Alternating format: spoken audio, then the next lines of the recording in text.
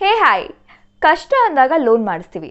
But ಆ loan time ಏನಿರುತ್ತೆ ಅದು ಸ್ವಲ್ಪ ಜಾಸ್ತಿನೇ ಅನಿಸುತ್ತೆ. ಆ್ಯಂಡ್ ಫೈನಲ್ ಆಗಿ ಎಷ್ಟು ಅಮೌಂಟ್ ಕಟ್ಟಿದ್ದೀವಿ ಅಂತ ಗೊತ್ತಾದಾಗಂತೂ ಓ ಗಾಡ್ ಅಂತ ಅನಿಸುತ್ತೆ. ಇವತ್ತು ನಾನು ನಿಮಗೆ ಲೋನ್ನ ಬೇಗ ಹೇಗೆ ಪೇ ಮಾಡೋದು ಅನ್ನೋದ್ರ ಬಗ್ಗೆ ಒಂದಷ್ಟು ವಿಚಾರಗಳನ್ನ ತಿಳಿಸ್ಕೊಡೋದಕ್ಕೆ ಬಂದಿದ್ದೀನಿ. ಆ್ಯಕ್ಚುಲಿ ಇದು ಕೈಂಡ್ ಆಫ್ ನನ್ನ ಎಕ್ಸ್ಪೀರಿಯನ್ಸ್ ಕೂಡ ಅಂತ ಕೂಡ ಹೇಳ್ಬೋದು. ಓಕೆ, ಆ್ಯಕ್ಚುಲಿ ನನ್ನ ಅಕ್ಕ ಒಂದು ಎಜುಕೇಷನಲ್ ಲೋನ್ ಮಾಡಿಸಿದ್ಲು. It is around 15 lakh for 10 years. ಅವಳು ಅದನ್ನು 4 yearsಲ್ಲಿ ಪೇ ಮಾಡಿದ್ಲು. ಆ್ಯಂಡ್ ಈವನ್ ನಾನು ಕೂಡ ಒಂದು ಲೋನ್ ಮಾಡಿಸಿದೆ. It is a housing loan. ಅದು ಬಂದುಬಿಟ್ಟು 4 yearsಗೆ and it is for 4 lakhs.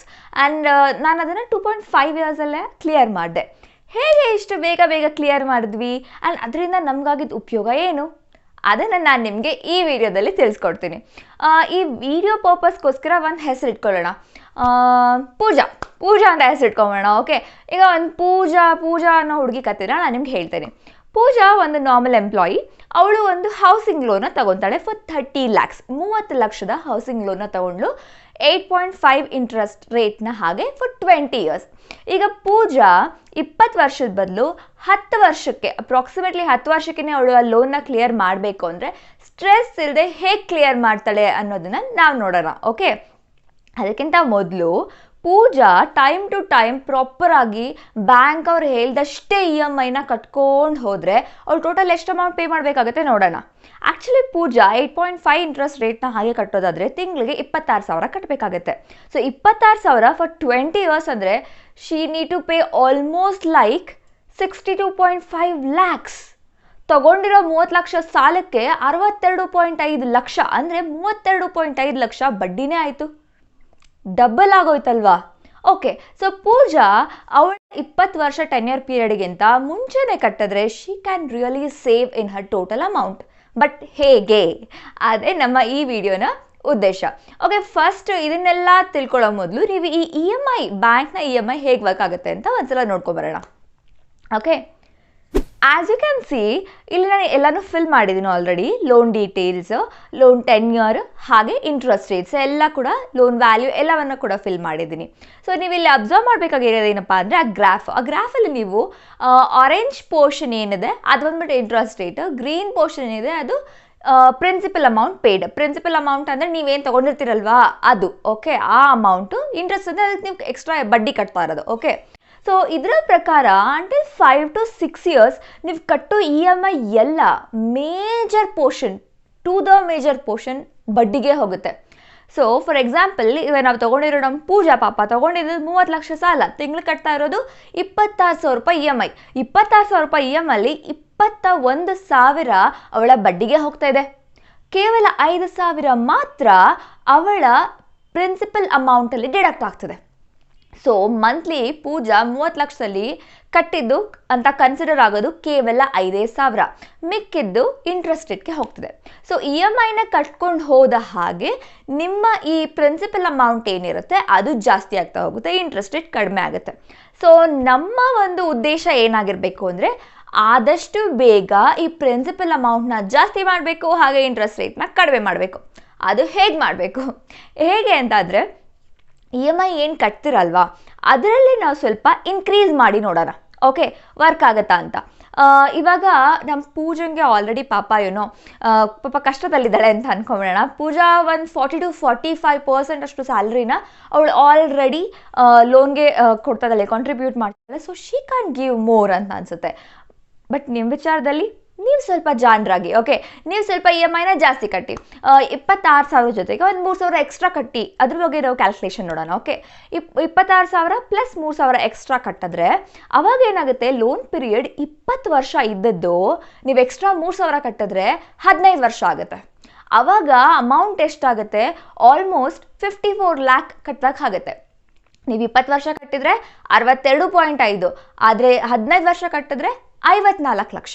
ಅಂದರೆ ಆಲ್ಮೋಸ್ಟ್ ನಿಮಗೆ ಒಂದು ಹತ್ತತ್ರ 8 ಲಕ್ಷವರೆಗೂ ಸೇವಿಂಗ್ ಆದಂಗೆ ಆಯಿತು. ಇದೆಲ್ಲ ಕೇಳಿದ್ಮೇಲೆ ನಮ್ಮ ಪೂಜಾ ಸುಂದಿರ್ತಾಳ. ಪೂಜಾ ಕೂಡ ಬ್ರಿಲಿಯಂಟ್, ಕಮಾನ್. ಪೂಜಾ ಕೂಡ ಇವಾಗ ಅವಳು ಸ್ವಲ್ಪ EMIನ ಜಾಸ್ತಿ ಮಾಡ್ಕೋಬೇಕು ಅಂತ ಡಿಸೈಡ್ ಮಾಡಿದ್ಲು. ಹೇಗೆ ಡಿಸೈಡ್ ಮಾಡಿದ್ಲು? ಪೂಜಾಗೆ ಸ್ವಲ್ಪ ಸ್ಯಾಲ್ರಿಯಲ್ಲಿ ಹೈಕ್ ಕೊಡಿಸ್ಬಿಡೋಣ. ಓಕೆ, ಪೂಜಾಗೆ ಒಂದು 6 to 8% ಸ್ಯಾಲ್ರಿ ಹೈಕ್ ಆಯಿತು, ಇನ್ಕ್ರಿಮೆಂಟ್ ಸಿಕ್ತು. ಹಾಗೆ ಅವಳ ಸಂಬಳ ಒಂದು 3,000-4,000 ಜಾಸ್ತಿ ಆಯಿತು ಅಂತ ಅಂದ್ಕೊಳ್ಳೋಣ. ಹಾಗೆ ಅವಳಿಗೆ ಒಂದು ಆ್ಯನ್ಯಲ್ ಬೋನಸ್ ಅಂತ ಒಂದು 80,000 ಸಿಕ್ತು. 80,000ನಲ್ಲಿ ಒಂದು 50,000ನಾದ್ರೂ ಲೋನ್ಗೆ ಅಂತ ಕಾಂಟ್ರಿಬ್ಯೂಟ್ ಮಾಡ್ತಾಳೆ ಪೂಜಾ ಅಂತ ಅಂದ್ಕೊಂಡ್ರು. ಸೊ ಇವಾಗ ಏನು ಮಾಡ್ತಿದ್ದಾಳೆ ಪೂಜಾ? 3,500 rupees ಎಕ್ಸ್ಟ್ರಾ EMIನ ಪೇ ಮಾಡ್ತಿದ್ದಾಳೆ, ಅಲಾಂಗ್ ವಿತ್ ಹರ್ 26,000 rupees. ಅದ್ರ ಜೊತೆಗೆ ಪ್ರತಿ ವರ್ಷ 50,000ನ ಅವಳು ಒಂದೇ ಸಲ ಪೇಮೆಂಟ್ ಮಾಡ್ತಾ ಇದ್ದಾಳೆ ಲೋನ್ಗೋಸ್ಕರ. ಸೊ ಈ ರೀತಿ ಮಾಡಿದ್ರಿಂದ ಪೂಜಾಳ ಒಂದು ಲೋನ್ ಟೆನ್ಯೂರ್ ಏನಿತ್ತು ಅದು 20 ವರ್ಷದಿಂದ 12 ವರ್ಷ ಆಯಿತು. ಹೌದು, ಈಗ ಪೂಜಾ ಪೇ ಮಾಡ್ಲಿಕ್ಕೆ ಬೇಕಾಗಿರೋದು ಕೇವಲ 48.7 lakh. Instead of 62.5 lakh, Pooja is paying only 48.7 lakhs. So it could have saved almost like 14 lakhs. Poojaಗೆ 14 ಲಕ್ಷ ಸೇವ್ ಆದಂಗಾಯಿತು. Okay, this is good. Pooja is doing really great ಅಲ್ಲ? ಓಕೆ, ಇದೆಲ್ಲ ಆದಮೇಲೆ ಪೂಜಾ ಇನ್ನೊಂದಷ್ಟು ಟ್ರಿಕ್ಸ್ನ ಯೂಸ್ ಮಾಡೋಕ್ಕೆ ಶುರು ಮಾಡಿದ್ಲು. ಅವಳೇನು ಮಾಡಿದ್ಲು ಅಂದರೆ, ನೋಡಿದ್ಲು ಮಾರ್ಕೆಟ್ ವ್ಯಾಲ್ಯೂ ಅಲ್ಲಿ ಹೌಸಿಂಗ್ ಲೋನ್ ಬಂದ್ಬಿಟ್ಟು 7.5 to 8% ಸಿಗ್ತಾ ಇದೆ. ಬಟ್ ಪೂಜಾ ತಗೊಂಡಿರೋ ಇಂಟ್ರೆಸ್ಟ್ ರೇಟ್ 8.5%. ಪೂಜಾ EMIನ ಪ್ರಾಪರಾಗಿ ಕಟ್ತಾ ಇದ್ದಾಳೆ. And this is also one of the trick. Okay, Pooja EMIನ ಪ್ರಾಪರಾಗಿ ಕಟ್ತಾ ಇದ್ದಾಳೆ. ಆ್ಯಂಡ್ ಮತ್ತು ಅವಳೆ 0.5% ಎಕ್ಸ್ಟ್ರಾ ಬಡ್ಡಿ ಕೊಡಬೇಕು ಅಂತ ಹೇಳಿ ಪೂಜಾ ಬ್ಯಾಂಕ್ನವ್ರ ಹತ್ರ ಮಾತಾಡಿ ಶಿ ಕನ್ವಿನ್ಸ್ ದೆಮ್ ಆ್ಯಂಡ್ ಹೇಗೋ ಮಾಡಿ ಅವಳ ಇಂಟ್ರೆಸ್ಟ್ ರೇಟ್ನ 8%ಗೆ ಅವಳು ರೆಡ್ಯೂಸ್ ಮಾಡಿಸ್ಕೊಂಡ್ಳು.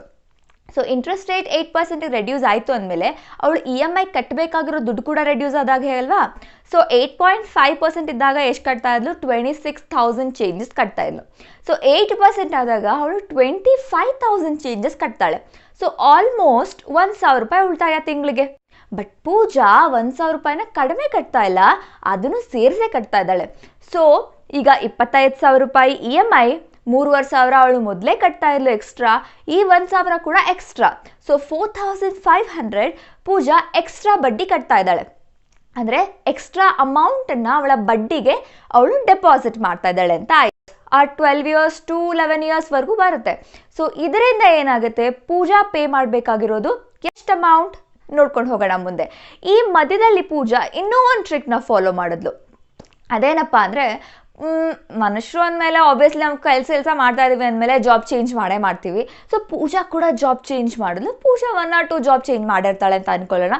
ಜಾಬ್ ಚೇಂಜ್ ಮಾಡಾದ್ಮೇಲೆ ಅವಳ ಸ್ಯಾಲ್ರಿ ಕೂಡ ಹೈಕ್ ಆಯಿತು.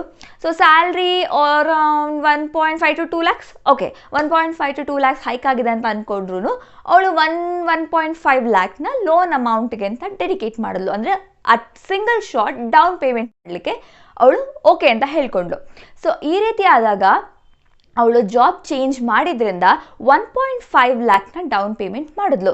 ಸೊ ನಾವು she is paying 4,500 rupees extra in her EMI.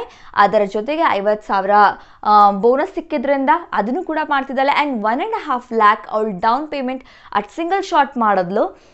Because which she got from her job change maybe around 3-4 years ಆದಮೇಲೆ, ಆ್ಯಕ್ಚುಲಿ ಸಡನ್ ಆಗಂತೂ ಅಲ್ಲ. ಓಕೆ, ಇಷ್ಟೆಲ್ಲ ಆಗಿದ್ರಿಂದ ಪೂಜಾಳ ಲೋನ್ ಟೆನ್ಯೂರ್ ಬಂದು 20 years ಬದಲು 12 years or 11 years. Yes, approximately 11 yearsಗೆ ಅದು ಬಂದು ನಿಲ್ತು. ಈ 11 yearsಗೆ ಪೂಜಾ ಕಟ್ಟಬೇಕಾಗಿರೋ ಅಮೌಂಟ್ ಬಂದು 45 ಲಕ್ಷಗಳು ಮಾತ್ರ. ಆದರೆ ಅವಳು 20 ವರ್ಷ ಕಟ್ಟಿದಿದ್ರೆ 62.5 ಲಕ್ಷ ಕಟ್ಟಬೇಕಿತ್ತು. 11 ವರ್ಷದಲ್ಲಿ ಆಕೆ ಪೇ ಮಾಡಬೇಕಾಗಿರೋದು 45 ಲಕ್ಷ ಮಾತ್ರ. ಇದರಿಂದ ಪೂಜಾ ಆಲ್ಮೋಸ್ಟ್ 17 lakhsನ ಸೇವ್ ಮಾಡಿದಾಗಾಯಿತು. ಸೊ ಎಷ್ಟೊಂದೆಲ್ಲ ಉಪಾಯಗಳನ್ನ ಮಾಡಿದ್ಲಲ್ವ ಪೂಜಾ. ಇದೇ ರೀತಿ ನೀವು ಕೂಡ ನಿಮ್ಮ ಲೋನ್ನ ತೀರಿಸಬೇಕಾದ್ರೆ ಒಂದಷ್ಟು ವಿಚಾರಗಳನ್ನು ಫಾಲೋ ಮಾಡಿದ್ರೆ, ಡೆಡಿಕೇಟ್ ಮಾಡಿದ್ರೆ ಖಂಡಿತವಾಗ್ಲೂ ನಿಮ್ಮ ಲೋನ್ನ ನೀವು ಕ್ವಿಕ್ಕಾಗಿ ರಿಪೇ ಮಾಡ್ಬೋದು. ಬಟ್ ನನಗೂ ಗೊತ್ತು ವಿಡಿಯೋದಲ್ಲಿ ನಾನು ಹೇಳಿದಷ್ಟು ಸುಲಭ ಅಲ್ಲ. ಎಲ್ಲರ ಲೈಫಲ್ಲೂ ಪೂಜನ್ ಥರ ಇನ್ಕ್ರಿಮೆಂಟ್ ಬೋನಸ್ ಎಲ್ಲ ಸಿಕ್ಬಿಡೋದಿಲ್ಲ. ಬಟ್ ಡೆಡಿಕೇಶನ್ ಆ್ಯಂಡ್ ಪ್ಲ್ಯಾನಿಂಗ್ ಇದ್ದರೆ, ತುಂಬಾ ಡೆಡಿಕೇಶನ್ ಬೇಕಾಗುತ್ತೆ, ಖಂಡಿತವಾಗ್ಲೂ ನೀವು ನಿಮ್ಮ ಲೋನ್ನ ಕ್ವಿಕ್ಕಾಗಿ ರಿಪೇ ಮಾಡ್ಬೋದು using these kind of tricks. ಇನ್ನೇನಾದರೂ ಡೌಟ್ಸ್ ಇದ್ದರೆ ಕಮೆಂಟ್ ಮಾಡಿ ನಮಗೆ ತಿಳಿಸಿ.